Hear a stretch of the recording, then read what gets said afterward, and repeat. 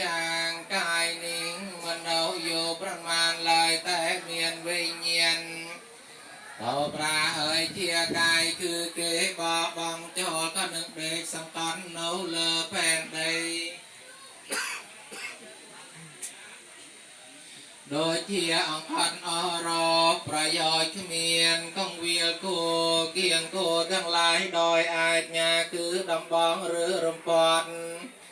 យ៉ាងណាមិញចរិយាគឺសេចក្តីត្រឹមត្រង់ក្រមគ្រានឹងម៉ែចរិយាគឺសេចក្តីស្លាប់ក៏គៀងធោណោអាយុរបស់សត្វទាំងឡាយយ៉ាងនោះឯងធោគឺពោទាំងឡាយ4ប្រការគឺអាយុមួយ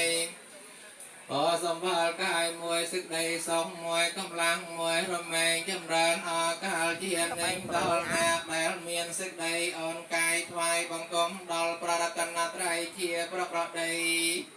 នឹងនាងដែលមានសេចក្តីគោរពកោតក្រែងដល់បុគ្គលដែលជានាគមានសេចក្តីចម្រើនដោយគុណមានសិលគុណជាដើមឬដែលចម្រើនដោយវ័យគឺចាស់ប្រធាចាសាធុសាធុសា